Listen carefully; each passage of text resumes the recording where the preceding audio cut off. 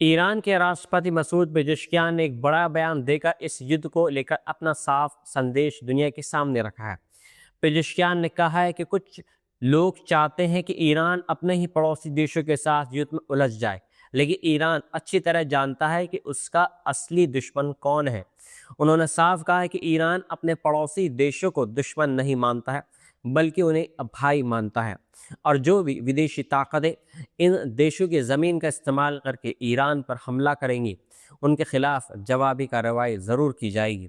लेकिन ये जवाब उस देश की जनता या सरकार के खिलाफ नहीं होगा, बल्कि उन ताकतों के खिलाफ होगा जो इस पूरे क्षेत्र में युद्ध की आग भड़काना चाहते हैं। पेजेश्कियान ने चेतावनी देते हुए कहा है कि जितना ज़्यादा दबाव ईरान पर डाला जाएगा, उतना ही ज़्यादा ताकत के साथ ईरान जवाब देगा, और ईरान किसी भी हालात में झुकने वाला नहीं है। इसी बीच इस युद्ध को लेकर कई बड़े जानकार और एक्सपर्ट्स की तरफ से भी बेहद चौंकाने वाले बयान सामने आ रहे हैं। अनुभवी रणनीतिक एक्सपर्ट्स अलास्टेयर क्रूक ने कहा कि इजराइल की वर्तमान राजनीति को सिर्फ सामान्य राजनीतिक सोच से नहीं समझा जा सकता। उनका कहना है कि इजराइल के अंदर मौजूद कट्टर दक्षिणपंथी समूह शांति नहीं बल्कि एक बड़े संकट की तलाश में है, क्योंकि उनका मानना है कि एक बहुत बड़ी जंग ही उनके धार्मिक और वैचारिक लक्ष्य को पूरा कर सकती है। क्रूक ने याद दिलाया कि कुछ साल पहले इजरायली नेता बेजलेल स्मोट्रिच ने भी कहा था कि एक बड़ा युद्ध ही पूरे सेटलमेंट प्रोजेक्ट को पूरा कर सकता है, और क्रूक के मुताबिक यही सोच अब इजराइल की मौजूदा रणनीति को दिशा दे रही है।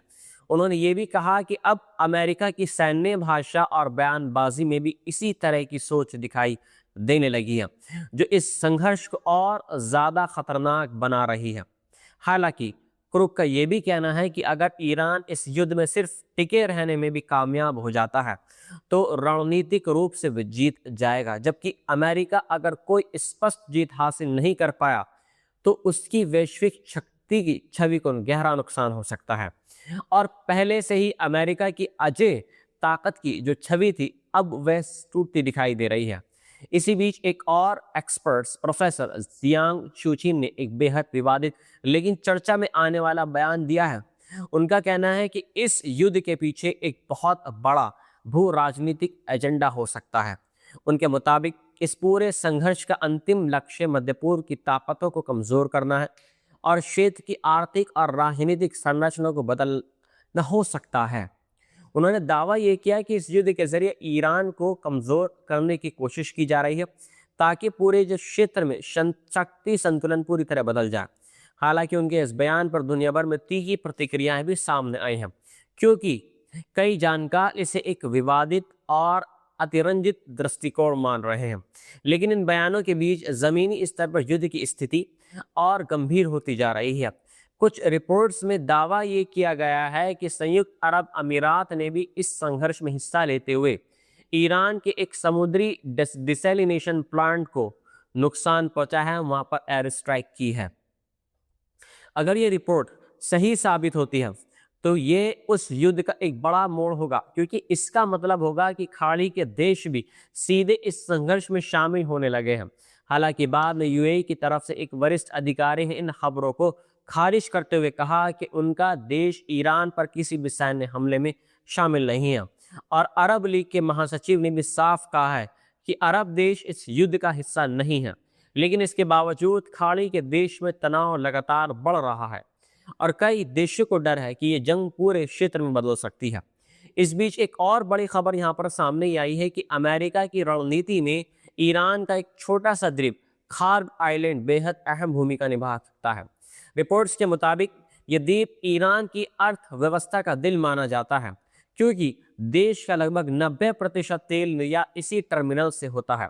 अगर इस द्वीप को निशाना बनाया जाता है, तो ईरान की अर्थव्यवस्था को भारी झटका लग सकता है, और यही वजह है कि कई रिपोर्ट्स में कहा गया जा रहा है कि अमेरिका की संभावित सैन्य रणनीति में इस द्वीप को कब्जे में लेने या नष्ट करने की योजना शामिल हो सकती है, क्योंकि तेल राजस्व ईरान की सैन्य और राजनीतिक शक्ति का सबसे बड़ा एक सोर्स है, और अगर ये सोर्स कमजोर हो जाता है, तो ईरान की युद्ध क्षमता पर भी असर पड़ सकता है।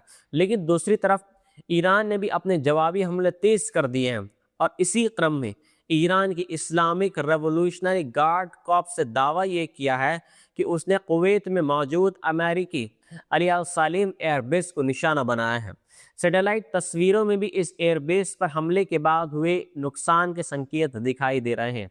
रिपोर्ट्स के मुताबिक ईरान ने इस हमले में रडार सिस्टम, ईंधन टैंक और रनवे को निशाना बनाया है, जिससे अमेरिकी और सैन्य गतिविधियों को नुकसान पहुंचाने की कोशिश की गई है। और अगर यह हमला पूरी तरीके से सफल साबित होता है तो ये उस युद्ध में अमेरिका के लिए एक बड़ा झटका माना जाएगा। इसी बीच इजराइल ने भी अपने हमले जारी रखे हुए हैं और इजरायली सेना ने दावा किया है कि उसने तेहरान में IRGC यानी इस्लामिक रेवोल्यूशनरी गार्ड कॉर्प्स से जुड़े कई ठिकानों पर एक और बड़ा हमला किया है। और इजराइल के मुताबिक इन हमलों में IRGC स्पेस फोर्स का मुख्यालय, खयाम सैटेलाइट प्रोग्राम से जुड़ा कमांडर सेंटर, लगभग 50 गोले बारूद के बंकर, एक बसीज बेस और आंतरिक सुरक्षा कमांड सेंटर को निशाना बनाया गया है। इजराइल का कहना है कि इन हमलों का मकसद ईरान की सैन्य क्षमता को कमज़ोर करना है और उसकी रणनीतिक संरचना को नुकसान पहुंचाना है। लेकिन इन हमलों के बीच एक नई और ख़तरनाक समस्या भी सामने आ रही है, जिसने आम नागरिकों की चिंता को और बढ़ा दिया है। ईरान की रेड क्रिसेंट सोसाइटी ने चेतावनी दी है कि तेल के जो स्टोरेज है और जो तेल के जो ईंधन वहाँ पर जो विस्फोट हुए हैं उसके कारण अब जहरीली बारिश यानी टॉक्सिक रेन का खतरा पैदा हो गया है।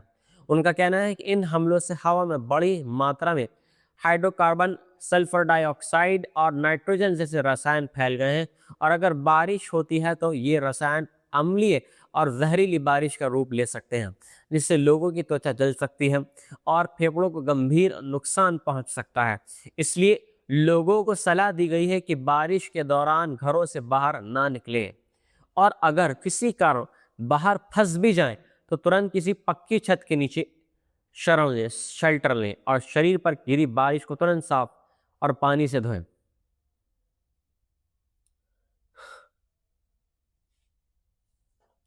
क्योंकि उनमें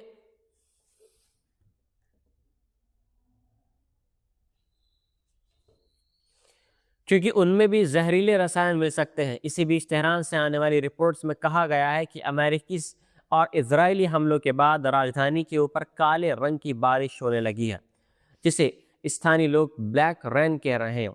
बताया जा रहा है कि तेल के ढांचों में लगी आग और धुएं के कारण हवा में मौजूद कण बारिश के साथ मिलकर नीचे गिर रहे हैं, जिससे शहर के जल स्रोतों के प्रदूषित होने का खतरा बढ़ गया है। और अब तेहरान के नागरिकों को सिर्फ बमों और मिसाइलों से ही नहीं बल्कि एक गंभीर पर्यावरणीय संकट से भी जूझना पड़ सकता है। ईरान के विदेश मंत्रालय के प्रवक्ता ने इन हमलों को रासायनिक युद्ध के बराबर बताते हुए आरोप ये लगाया है कि तेल डिपो और ईंधन ढांचों पर हमला करना सीधे तौर पर नागरिक आबादी को निशाना बनाने जैसा है। उनका कहना है कि इन हमलों से न सिर्फ आर्थिक नुकसान हुआ है बल्कि लोगों के स्वास्थ्य और पर्यावरण को भी गंभीर खतरा पैदा हो गया है। और इसी दौरान लेबनान के दक्षिणी शहर नबातिये में भी इजरायली हमलों की खबर सामने आई है, जहां कई धमाकों की आवाज़ें सुनी गई हैं और इलाके में भारी तबाही की आशंका जताई जा रही है। इस तरह अब ये संघर्ष ईरान और इजराइल के बीच सीमित नहीं रहा है, बल्कि लेबनान, कुवैत और खाड़ी के क्षेत्र अन्य देशों तक इसके असर दिखाई देने लगे हैं। और यही वजह है कि इस दुनिया भर के जानकार अब इस जंग को मिडल ईस्ट के लिए एक प्रशासनिक और संभावित क्षेत्र युद्ध के रूप में देख रहे हैं, क्योंकि अगर खाड़ी के देश सीधे इसमें शामिल हो जाते हैं या अमेरिका और ईरान के बीच सीधी ज़मीनी लड़ाई शुरू हो जाती है तो इसका असर पूरी दुनिया की अर्थव्यवस्था, तेल बाजार और वैश्विक सुरक्षा पर पड़ सकता है। और यही कारण है कि दुनिया की नज़रें अब इस सवाल पर टिकी हुई हैं कि क्या ये संघर्ष यहीं रुक जाएगा या फिर आने वाले दिनों में ये और बड़े युद्ध का रूप ले लेगा।